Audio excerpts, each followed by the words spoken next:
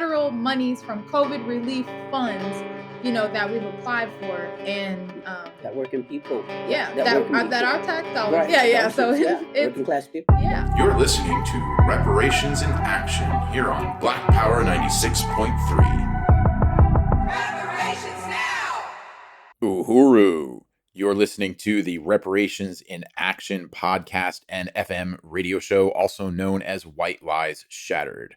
My name is Jamie Simpson, and I'm the host of Reparations in Action, which is produced out of the Black Power 96 studio and broadcast on Black Power 96.3 FM in St. Petersburg, Florida.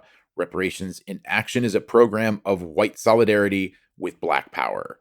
This week, we're going to bring you an interview that we were honored to have with the director of the Department of Agitprop for the African People's Socialist Party, Akilé Anai, and Black Power 96 station manager, Eddie Maultsby, about the attacks coming down on the Uhuru Movement, including the recent Pinellas County Commission vote that revoked funding for Black Power 96.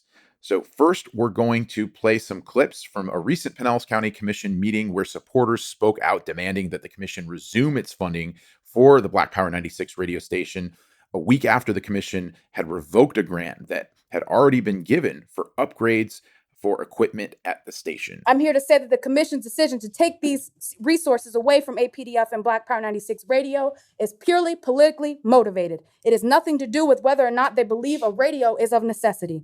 This is clearly an infringement upon the rights of Black people as presumed citizens of the U.S. The fact is we have a different opinion and we're unafraid to express it, and because of this, we are being punished. We don't have and have never agreed with Flowers or Lotvilla's dynasty or anyone else that has ever stood in the way of Black people being able to achieve political and economic power over our lives. But whether or not Flowers, Lotvilla, and the rest of this commission likes the Uhuru Movement is not what the grant was about. Those funds do not belong to any of the commissioners. They belong to the people. If democracy is under attack in this country, the Pinellas County Commission should be held responsible for attacking and criminalizing Black people for exercising our rights to freedom of speech, freedom of association, and assembly. I want to further assert that this attack on a platform that gives rise to Black voices, stories, businesses, and culture is no different than that which is being made by Ron DeSantis on Black history and education, which we know some of the commissioners on here support. It's an attack we will not stand for. We demand these resources be re-awarded back to this radio station and for this commission to halt its slanderous attacks on the Uhuru Movement, APDF, and the entire Black community. Right now, our government, or your government, is in debate with student loans that are costing our United States trillions of dollars. Joe Biden wants to get rid of it. This company, Black Power 96.3 FM, and the Education Defense Fund, we want those funds back. How can you give someone something and then take it back? And I heard a pastor just came up here saying something about God. If God gave Jesus to save us and then give it back, we would all go to hell. Last, I want to say to this commission is that every time this is brought up to you, you should shamelessly hold your head. I'm 100% blind. Even a blind man can see that you have done an injustice. Even a blind man can see the cloud that is dirty holding over your head. Please remove the cloud and make what's wrong right. All right, so that was station manager Eddie Maultsby at Black Power 96 Radio and director of the Department of Agitprop and director of Burning Spear Media, Akilé Anai, speaking at that Pinellas County Commission meeting on February 28th, 2023. And we want to turn now to a conversation that we had with Director Akilé and Station Manager Eddie. And we were also joined by the chair of the African People's Solidarity Committee, Penny Hess. Uhuru, Jamie. Uhuru, thank you for having us. Yes. Uhuru, and welcome too. I'm really glad to be able to welcome you as well. And I want to welcome you, Chairwoman Penny Hess, back to Reparations in Action. So we want to just really open this up today. On February, I believe it was February 20th, there was a press conference also about this, about the fact that this grant had already been approved to the station by the commission in November of 2022. The move to rescind the grant was spurred by this reactionary commissioner, Chris Lotvilla, son of the former Florida State Senator Jack Lotvilla, who had to resign 5 years ago in the face of sexual misconduct investigation, according to the Tampa Bay Times. And we know that his presence looms large. The Tampa Bay Times says that in the past 5 years since he resigned from the Florida Senate amid sexual misconduct investigation, Jack Latvala has continued to influence Pinellas County politics by quietly unloading millions of dollars from his political committee to support local and state candidates and other Republican committees. But we want to turn to you, Director Akilé and Station Manager Eddie, and ask you, first of all, just to kind of introduce yourselves to our audience. Explain to us what your role is in the Uhuru Movement, in the African People's Socialist Party, and at Black Power 96 Radio. Uhuru, well, I guess I'll go ahead and start us off. And again, just really want to appreciate being invited to participate in this discussion.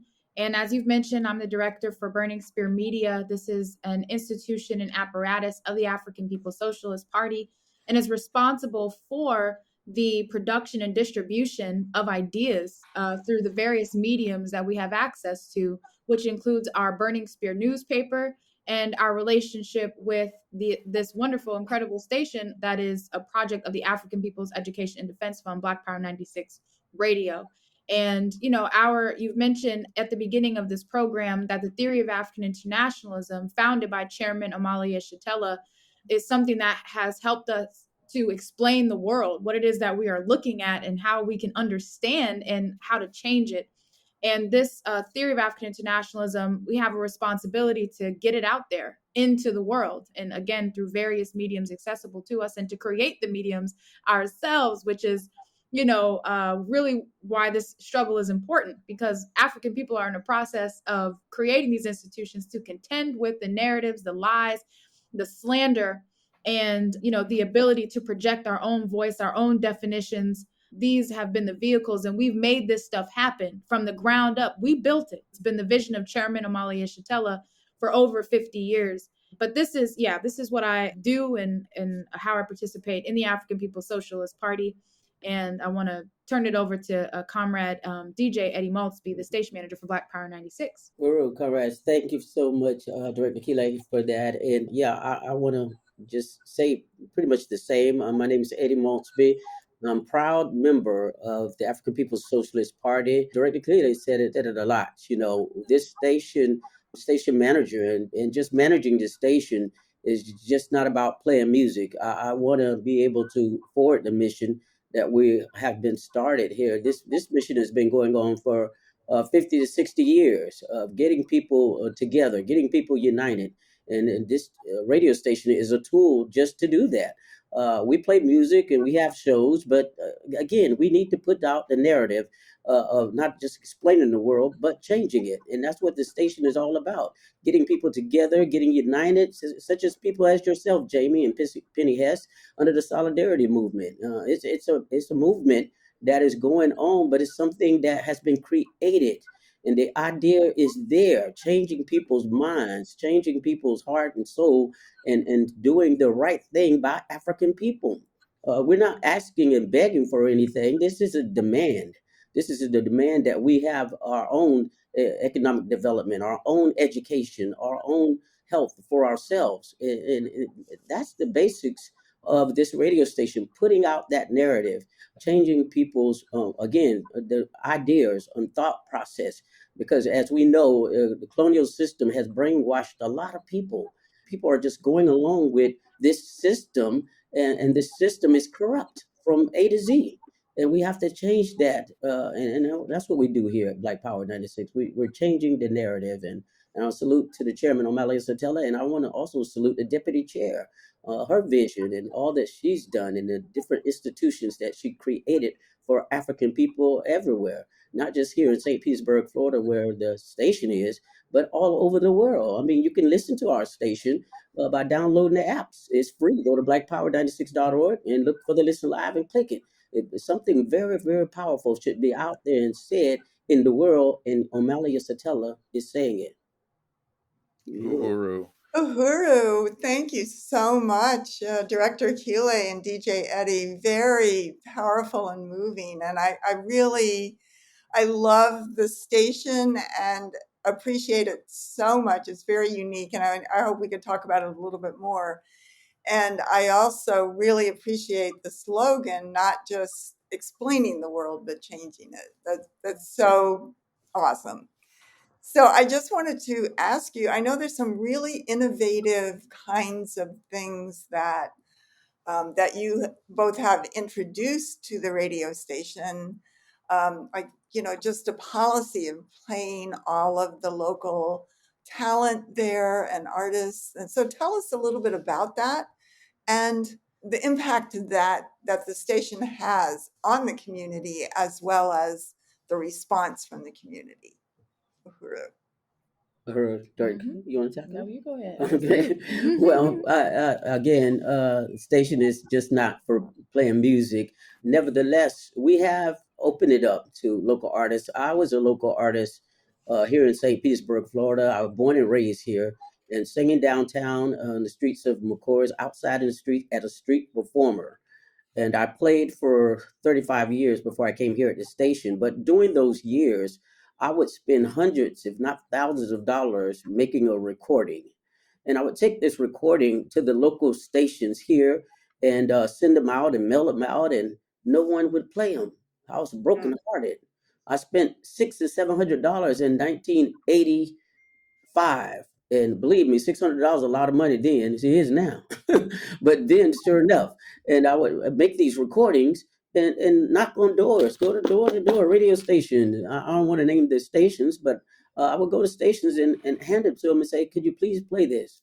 I'm 100% blind. I sing on the streets of McCoy in front of a store called McCoy's. Can you do? And they say, "Okay, thank you." Sometimes I would get a rude response. I'll call them and say, "Are you going to play my song today?" And they hang up. Mm. Wow, okay. And I spent a lot of money trying to do this. So when I came here to Black Power 96.3 FM radio station, I noticed wasn't a lot of local artists. So I said, let's come up with an idea. We have to get these local artists to because that was my passion. That was in my heart. That I've created 3 records in 85, 87, and 89. And they got very little airplay, if any. One day I called the station and said, "Well, you're not getting any requests." So I know a lot of people. So I called a lot of people and told to call a radio station, and they played it that night. They said, "Here is Eddie Maultsby. Won't You Be a Friend" was the title of the song. "Won't You Be a Friend" by Eddie Maultsby, most requested song of the evening. They played it no more after that day.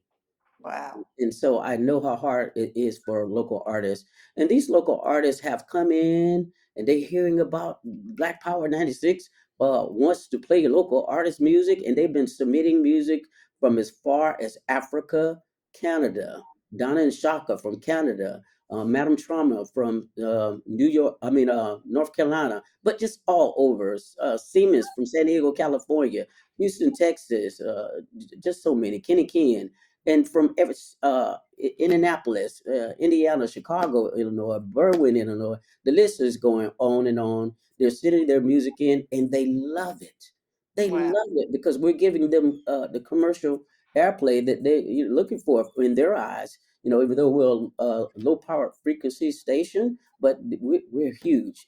I call it the low big station heard around the world because we're so big that we're opening up to every artist, no matter near or far. They have an opportunity to get their music played. People are voting for them, so it's been huge. It's been really outstanding. This station is making a definitely impact in the world.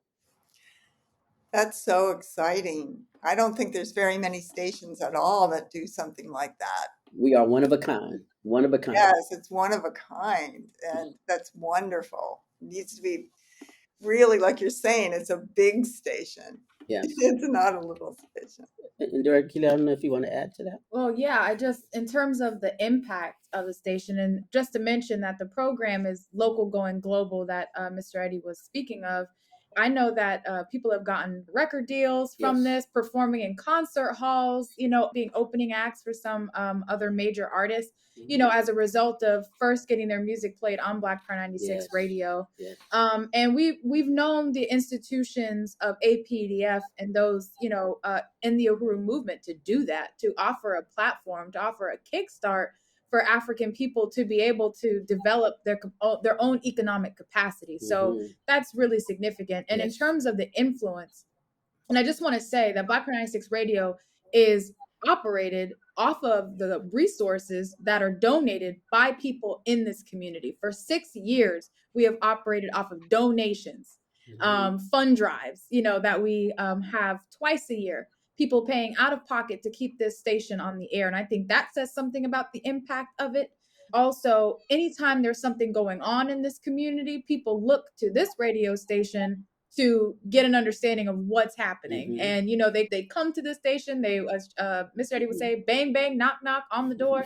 And they're here, raising their questions and all these types of things. We can see the reach of this community. Business owners, small business owners benefit from this radio station, getting the kinds of, airplay recognition out there on the station of, again, things that they can't get anywhere else. You have to have this huge advertising budget, but you don't have to have that here with this community radio station. And I'll just say, close by saying this, that it's the people's station. It's not Eddie's station. It's not my station. It's not any individual, but it's the people's station.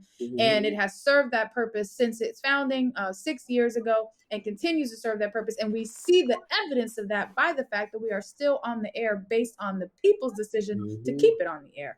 So that's what I would say about the significance, the impact of BP96.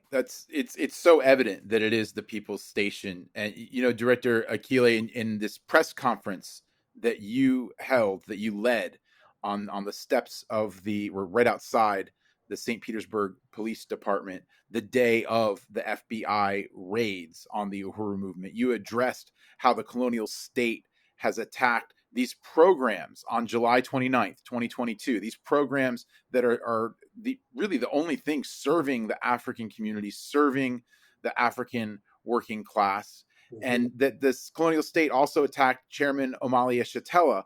And that was really one of the things that kicked off this fight back that now includes the fight back against what the Pinellas County Commission did in attacking this radio station.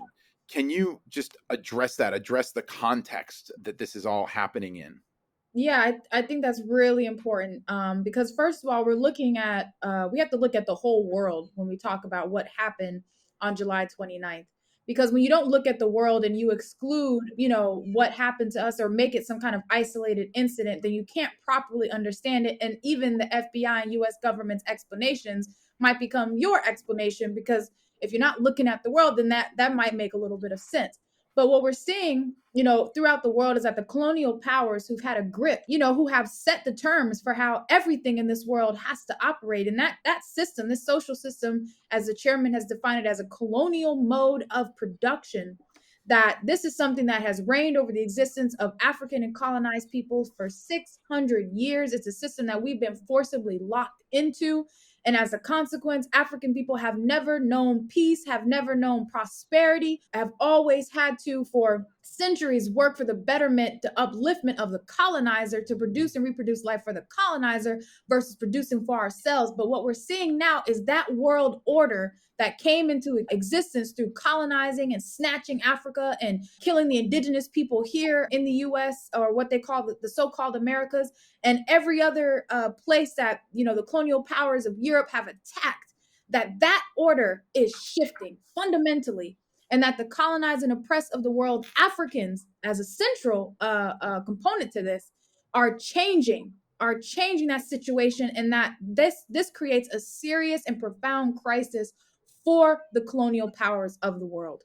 And so they are engaged right now, not just in a contest for power, but they're engaged in a fight to preserve themselves.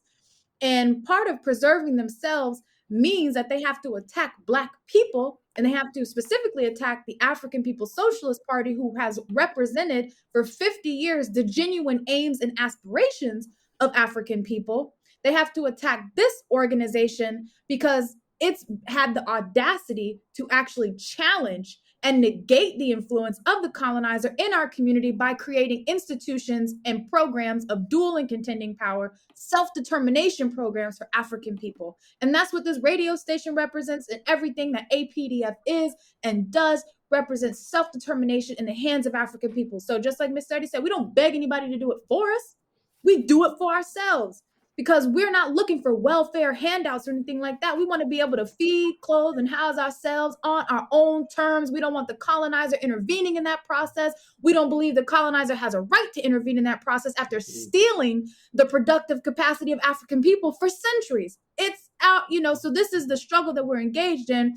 And what happens when you negate the influence of the colonizer, that it continues to cripple them, because they require for their success to be able to bleed Africa, to be able to bleed African people in our communities dry. They require that to suck the blood of our people. That's what they require in order to exist. And we're severing that relationship. You can't suck the blood of our community anymore.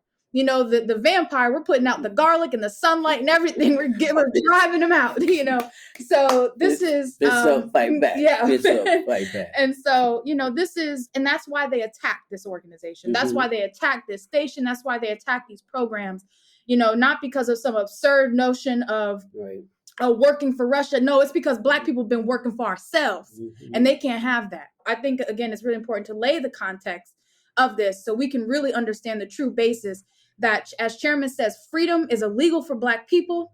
And what we have been doing is struggling for freedom and self-determination. And that's how you know freedom, because you have the power in your hands to be able to make determinations about your future, about your present conditions. You have the ability to change them on your own terms. That's what we're in the business of. But that is illegal under colonialism, because, again, colonialism requires exploitation and the oppression of African people in order to survive.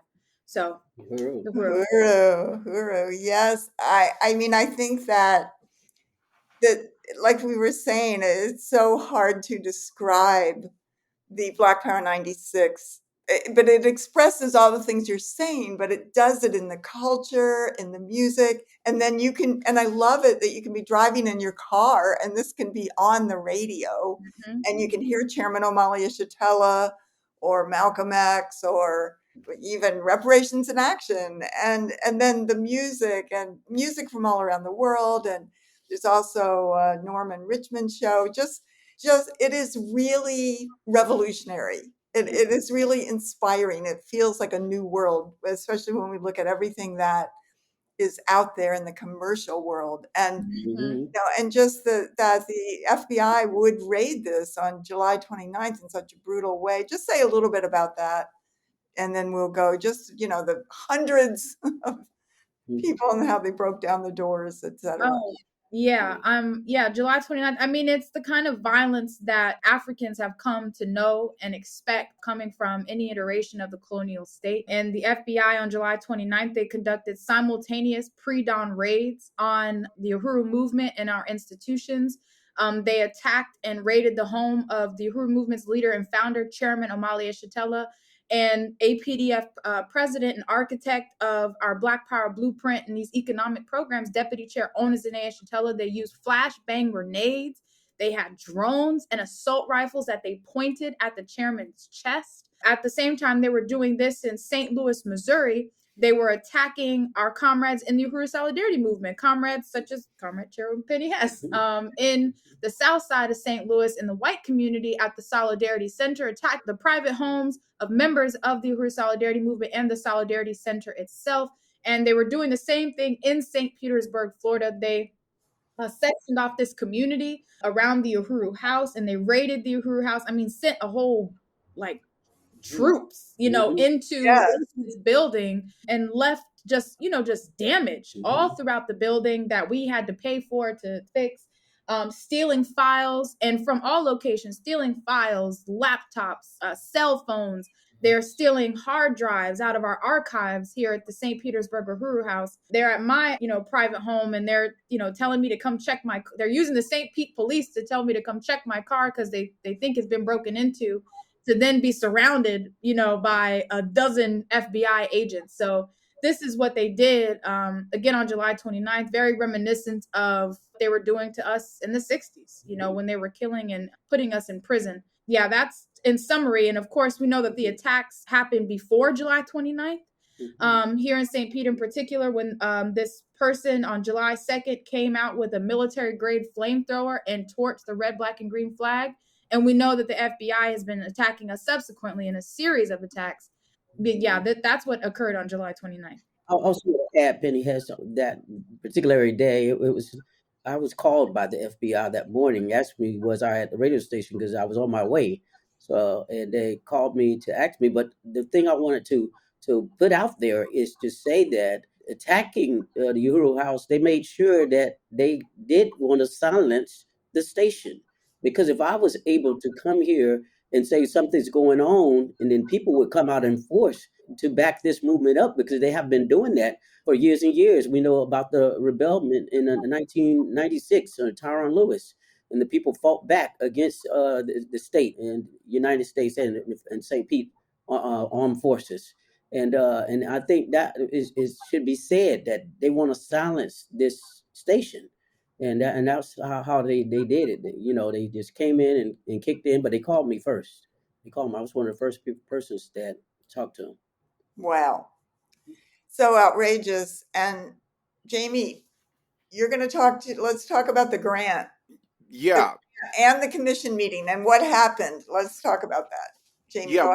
What was this this grant that was originally awarded by the Pinellas County Commission and then revoked?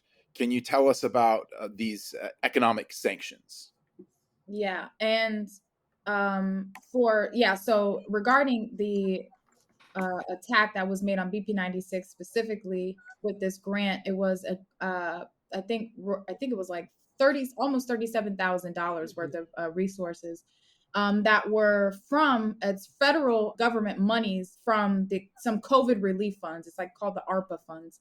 And APDF and the Project Black for 96 applied for that grant, $37,000 for small equipment upgrades, as was stated. And those equipment upgrades would have allowed us, one, have more equipment available and the right equipment available to be able to facilitate trainings for people in our community to become radio engineers, audio editors, producers, and things like that. Something that we normally don't even have access to, in our communities, but they would be able to come here and to carry out those kinds of things. And also to continue to facilitate our emergency broadcasting, weather alerts, and all these kind of things that we provide as a service to this community. And would have also had allowed us to get equipment that would facilitate some accessibility features for our station manager, who's 100% blind. And not that that's ever stopped him from being able to run this radio station, obviously, but the fact is that any way in which we can improve the conditions in this station to make his job easier, that's what we were trying to do. So among other things, that was what the grant was for a small capital project. That's how it was characterized. And it was voted on and approved by the commission. And just to say, APDF ranked 4 out of 55 applicants. Wow. For this grant. So that means our proposal was stellar. Everything that we had, our case was, top. And it was presented to the Pinellas County Commission late last year. They voted to approve that grant. And then when this person, Chris Latvala, was elected to the board in November, they had a meeting, almost like a secret meeting on February 14th. Pinellas County Commission came up with a unanimous vote to revoke the resources that had already been awarded to Black Power 96 Radio. So that was part one of overall economic attacks that we're characterizing as sanctions, because there's no way to say it, against our movement. And again, when we look at these kinds of attacks on the economic work specifically, we can understand what the real basis for these attacks are. It has nothing to do with Russia or anything, but has everything to do with trying to bleed our community, trying to prevent us from being able to carry out these programs of self-determination programs that the Pinellas County Commission never gave the Black community, that the St. Pete, the local government, nothing has ever given Black people. It's always had been something we created for ourselves. And I also want to mention that these types of economic attacks, which I know we'll be saying more about, are things that this government does to countries and throughout the world, to Cuba, to Venezuela, to Afghanistan. Sanctions are put in place as a way to starve the people to make them, have to move in the desired manner of those who put in the sanctions on them. So this is what they're doing, domestic sanctions right here on African people in the form of the Uhuru Movement. And that's really important to understand because it says something about how they see us, which is as the government, Yes, for yes. African people. So, And we heard that clip of you and DJ Eddie speaking at the Pinellas County Commission meeting a couple of weeks ago. Can you tell us what happened at that meeting? Why you went to it? Well, it's important to stand up for what we believe in, and getting that grant. As I said that day, you can't give somebody something and take it away. I was personally, not even for just saying for myself, 100% blind. All my life, I wanted to be normal. Normal. I wanted people to treat me normal. Here's the opportunity for myself. I'm 100% blind. I come here to the radio station. They allowed me to do some normalcy. I wasn't able to run the street and look out and go and play and do things, but this gave me an opportunity to be something, and I became a DJ. And then after the DJ, I became assistant manager. And then after, yeah, even went home and said to myself, well, Eddie, you become somebody, but this is the farthest you're going to get because you're blind. And I even put myself down a little bit because I just don't think, not saying I can't do it, but I just need a chance. And next thing I know, I got a call saying they want to be station manager.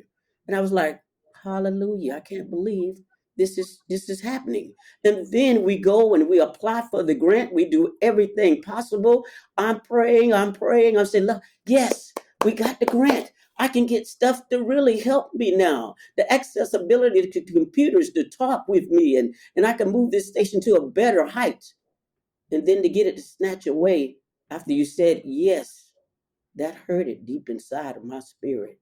And to know that my disability has been just kicked in my face again because I was here hoping for the best and was granted the best, and then taken right up out of me again.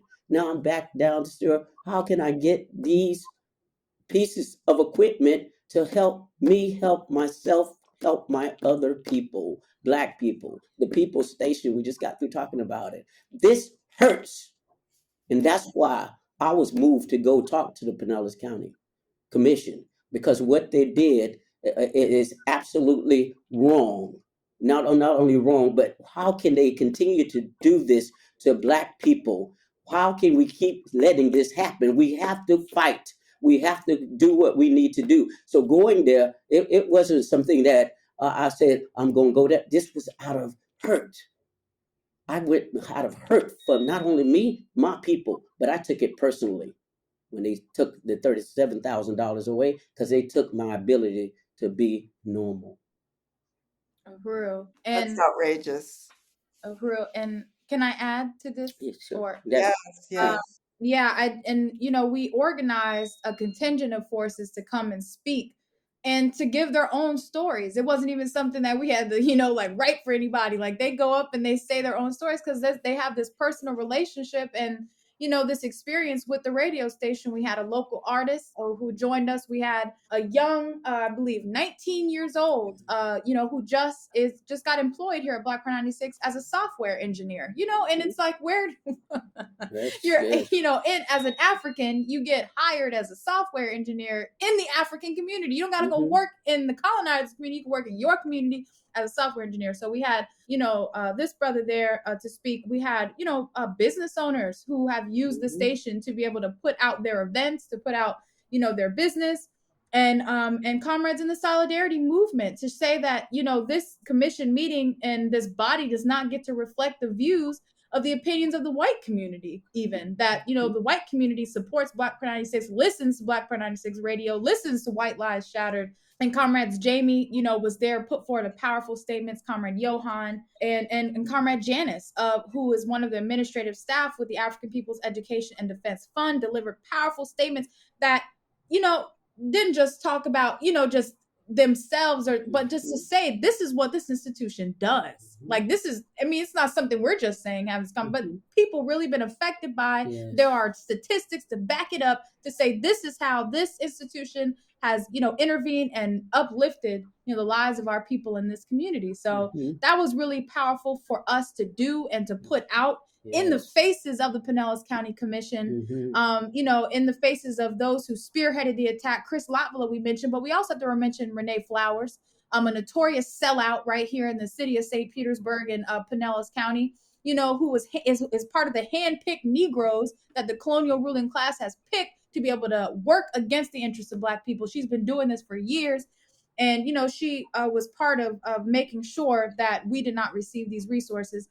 But another critical thing for us to do was to raise this question of democracy and how it is an absolute farce. There is no democracy for the colonized, and that this quote unquote democratic process that's supposed to be in place that we adhered to. We submitted the grant. We did based on everything they said we needed to do. We won that grant based on that. And what they do is they say, you know, screw their own democracy is what they say. And that this radio station, the ability to have our radio station represents our ability to exercise the rights of freedom of speech, freedom of association, APDF associated with the Uhuru Movement, freedom of association, freedom of assembly, freedom of the press, you know, all of these things, rights that are supposed to be, you know, bestowed to the so-called citizens, you know, of this country. And Africans are presumed citizens of this country, except democracy does not work for Africans. We have to expose this, and we have to make the forces who say they're protecting democracy, we have to show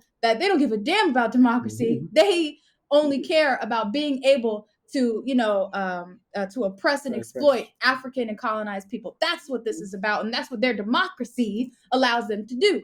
So we had to really expose that also when we went to that commission meeting. Yes. Yeah, and you know, just as someone who, since you mentioned it, I was there. It was really an honor to be there for that Pinellas County Commission meeting to speak out against this revoking of the grant to Black Power 96. And it seemed to me that we really were a palpable presence that day. People really took notice. You had so many different sectors of people from the African community, from the white community, you know, people who are artists, people who are getting experience on Black Power 96, yourself, station manager Eddie, and director Akilé.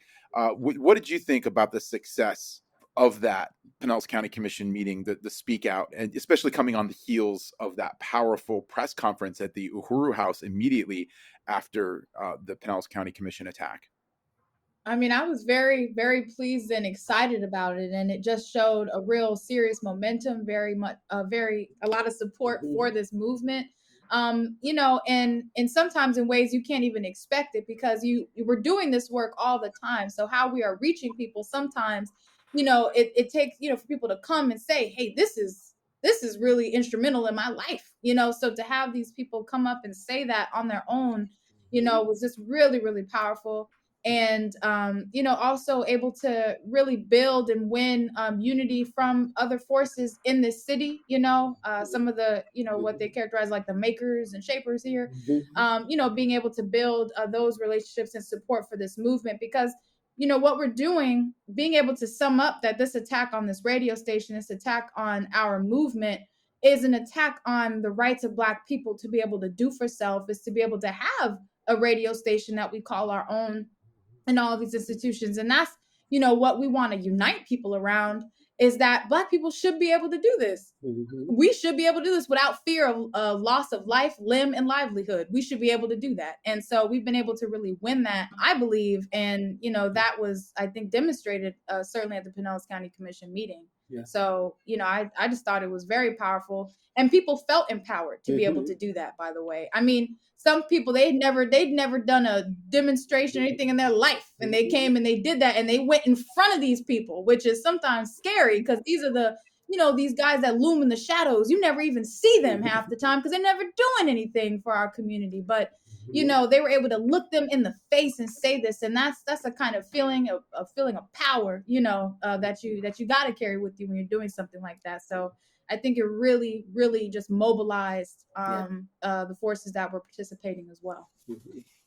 I just really appreciate this so much, and I'm just so struck by how absolutely revolutionary, how how beautiful this station is, and the whole story of DJ Eddie was something that in this quote, colonial society is called a quote disability Yeah. unquote, when a person has so much talent, warmth, and brilliance as Mr. Eddie. And that I think that, just we need to really get that story out there, that grant was to facilitate him being able to carry out his job. Yeah. And that's so outrageous. And just to think of the humanity of this station and of the Black Power 96 and African People's Education and Defense Fund, which is about the people. Yeah. It's about the community. And, it just stands in great contrast to everything else that's in this society. Yeah. And that's what it means when African workers have power. It's a beautiful thing. Yes, yes, and Yes. I'm proud, proud to be a part of the working class. I'm part of being that, and it's a million people so-called disabled, and so I'm just one of those people that I want to be able to share my walk through Black Power to see you can do this too to my other comrades that are disabled, and this is why I'm so moved about what they done, and I want to add to that with the people that came out. We do it all the time. We do outreach, and that was a form of outreach. We had to go to address what they've done. If you don't address it, then you leave it like they can just do anything. You have to address it. Whatever they push against you, you have to push back. Because if you don't address it, then it's business as usual. Yes. Like the chairman would say, just another day in Africa. It's business as usual when they kill a Black boy. If you don't say anything, it's business as usual. And we have to change that. That's where we have to fight back. You have to push back. And that's what I felt in that conference that we had over there in Pinellas County. I thought it was more of, I felt just, you could just feel the thing in the room. The spirit in the room was, oh, we're here to make a change. Yep. That's powerful. And that is so true. And that's the spirit of the Uhuru movement, fight back and in the interest of the people. And the party is winning. So, but we do want to ask you about the new grant that you were just awarded. Yeah, so this grant is something that again has to go before the Pinellas County Commission in April, but this is for a larger projects grant. It's for the same COVID relief funds, the federal funding.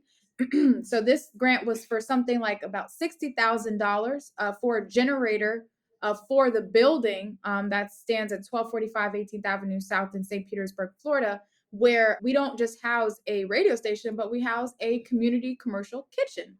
And so this generator would allow for these institutions to still be powered on in the face of storms, which we know this particular area gets hit by heavy thunderstorms, hurricanes, and with the climate crisis, we can anticipate more of those types of things happening in more dramatic fashion. So this generator would allow us to, again, keep power on in the station. I remember when we had first really gotten off the ground in 2017, we were hit with Hurricane Irma, and there were comrades here, Comrade Sandy, and other volunteers who were here in the station giving, hourly updates on where to locate shelters, where to locate sandbags, and, if there were any supplies, water, and things like that. I mean, this was the only station that was doing that, offering that emergency information to our community. And the same for the kitchen for us to be able to keep and preserve, the foods and things like that, to be able to serve as a community kitchen space in the face of emergencies. That's what that generator would be for. So this application was also ranked number 4 out of all applications, and we are being recommended for funding to the Pinellas County Commission. And this was this was also in light of the fact that the Pinellas County Commission just revoked our other grant. So the fact is that, you know, the entity that was contracted to carry out the granting process, you know, they really fought to make to approve us based on the merit of APEDF. That's what they did.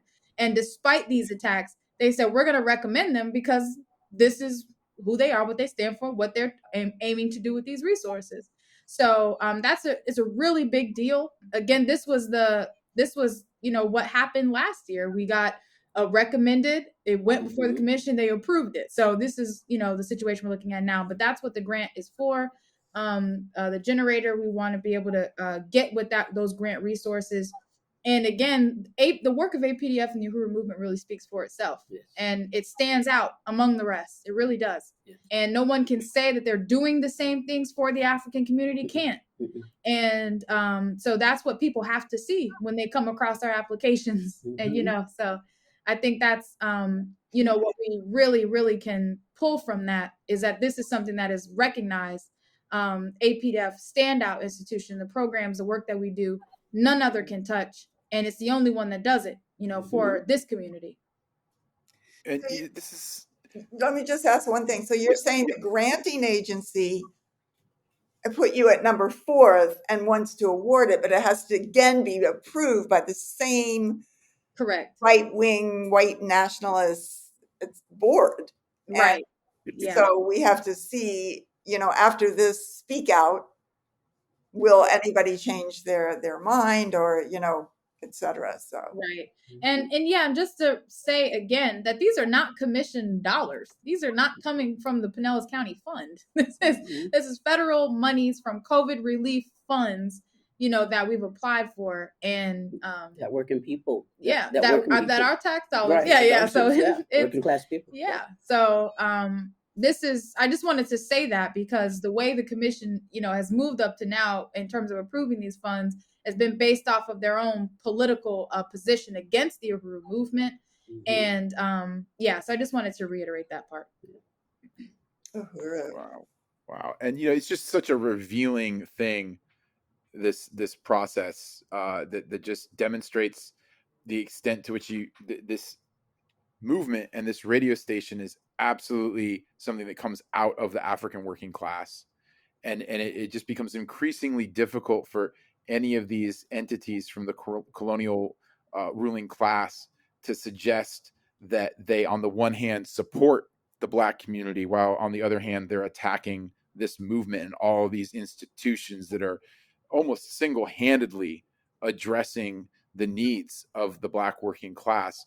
And one of those forces that is trying to do that, trying to have it both ways, though not doing a very good job of even appearing to have any support for the Black community, is this person, Chris Latvala, who led the attack on Black Power 96. Could you talk to us a little bit about Latvala and this father-son team, right? His father is a politician with an unsavory past. Could you talk about them and the anti-African stand that they represent? Yeah, I mean, they had a meeting on February 9th before they voted to revoke the funds where they sat and they slandered the Uhuru Movement and attacked us, you know, on, again, all of these accusations and things like that from those coming from the FBI government. I mean, from the FBI, from those we've heard, you know, historically, you know, throughout the history of the Uhuru Movement. Throwing things around like being anti-Semitic or associated with anti-Semitic organizations, and you know, saying that we've put forward positions that are in opposition to their friends and colleagues, you know, as they've said. And so, you know, the fact is that the Uhuru Movement is always going to have a difference of opinion of the Pinellas County Commission, unless it's members of the Uhuru Movement that are sitting on the Pinellas County Commission. But, this is, he represents the attitudes and ideas and objectives of the colonial ruling class. I mean, this is what he serves. And, it's a political dynasty, as you've laid out. His daddy been working behind the scenes funding politicians that will carry out his will. And I mean, I was reading articles where it was saying you don't want to cross Jack Latvala because he's, one of the most powerful guys in politics. And, so this is the kind of grip, but see, none of that comes under question. none of that is illegal, as they've characterized it. And, he was, his father, had to resign from his seat because of these accusations or an investigation into sexual misconduct, but not proven guilty. But, none of this is investigated. Chris Lotville's association with his own father doesn't come under question. So, this is who we're looking at. I mean, just the nasty, treacherous, types of forces. That's Chris Lotville. And like I mentioned, Renee Flowers, they get in bed with these forces, and, it's just incredible. But that's who Chris Lotville is. And, we just, like I said, it comes from a whole political dynasty that's been attacking African people. And, also one of the things we found out, I mean, this guy just got an award from the Fraternal Order of Police, some achievement award, so this says something about whose interests he represents. And they're obviously directly opposed to the interests of the African working class. Right. And this is all happening when things like African history in the public schools is being banned in Florida, and, just so many other attacks on the democratic rights of African people. Yep. Are being levied against the community. And that's why we have to, this represents the whole question of free speech, because it is African people fighting for the democratic rights, just like Rosa Parks was, in the 1950s against the McCarthy era.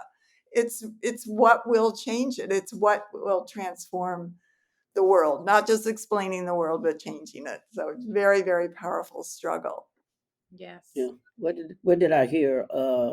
This vote, they had this closed meeting on February 9th, and then they said it was revoked on the 14th. No, yeah. So they had a meeting on February 9th. It was, I guess, a public meeting where they were talking to the actual CEO of the granting agency, or the company that they contracted with to carry out the grant process. And so they were really like giving him the third degree, and interrogating him as to how our application could have gotten approved, even though they voted for it. But they were asking him this question. And they did revoke on. But on February 14th, they had this meeting, which was unprecedented. It was not, the agenda was not published on their website. Neither were any of the minutes. And they came into that meeting and voted unanimously without any discussion to revoke the resources, which says something about, suggests that they were meeting outside of the Pinellas County Commission, which is, illegal. There's this sunshine law. Yeah, Right. sunshine law. Right. Quote unquote. And not only this sunshine law, but how is it not visible to see that in Black History Month they decided to do this, and then on Valentine's Day, the day you show love, you get no love. Yeah, exactly. How ironic was that? Yep. Well, we're coming up on our time now. This has gone so fast. This has been amazing. And there's so many more things that we need to talk about, including a recent attack by Regions Bank on the African People's Education and Defense Fund, which is the umbrella under which the radio station functions. And if we just have a couple of minutes, Director Akilé, for you to just say a couple things about that. And I think we need to bring that to another show and have you back, and probably Deputy Chair Ona as well, to talk about these attacks more. Yes. So one of the things we need to say is that the FBI and more appropriately, even the U.S. government is escalating their attacks on the Uhuru Movement. And we've talked about, and it's really important for us to frame this attack on the economic work as economic sanctions, as domestic sanctions on the African community to prevent us from being able to carry out these programs of self-determination. And that's what the revocation of this grant represents.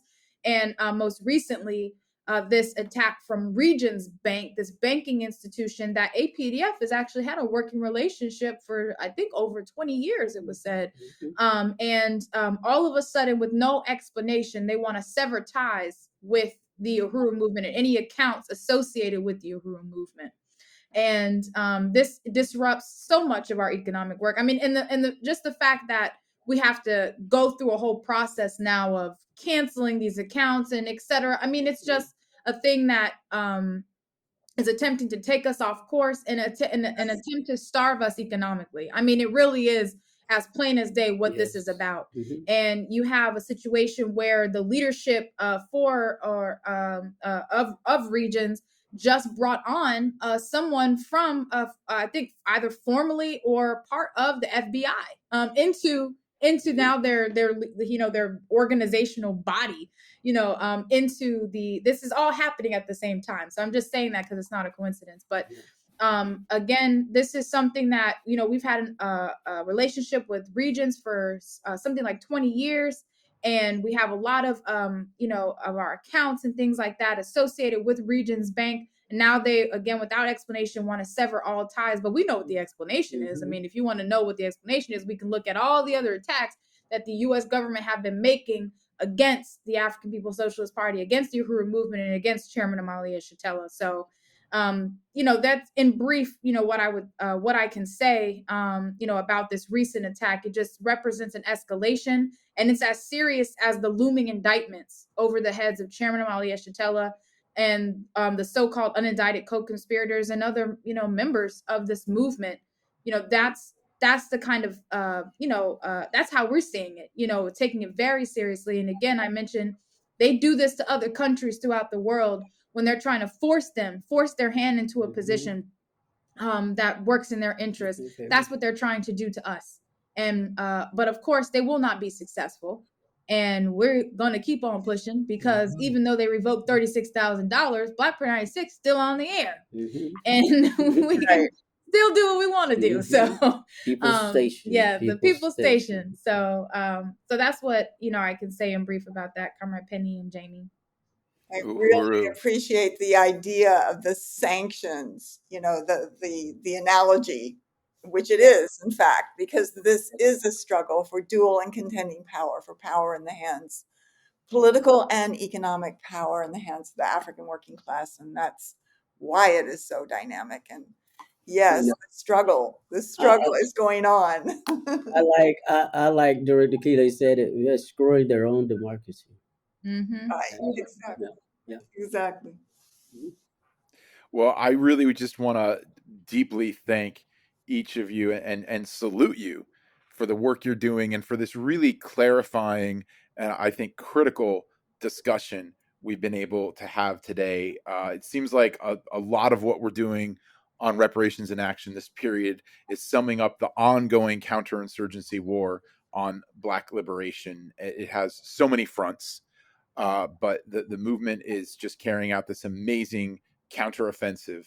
And we hope to have both you, Director Akilé, and you, Station Manager Eddie, back soon to discuss this with us. I want to thank you both so much for joining us on Reparations in Action today.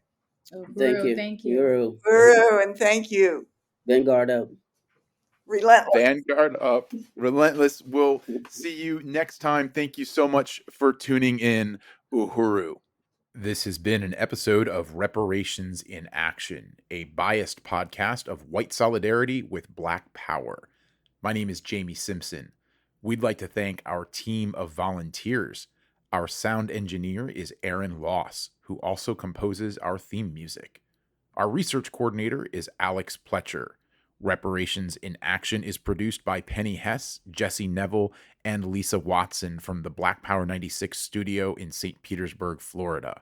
A shout out to Burning Spear Media Director Akilé Anai, as well as Black Power 96, WBPU LP St. Petersburg, and the station manager, Mr. Eddie Maultsby. If you like what you've heard today, you can go to Apple Podcasts and rate this podcast. If you have questions, comments, suggestions, or if you would like to join our volunteer team, you can email us at ria@blackpower96.org. That's ria@blackpower96.org. A special thanks to Chairman Amalia Shatella and the African People's Socialist Party, without whose relentless leadership and theory of African internationalism, none of the understandings presented on Reparations in Action would be possible.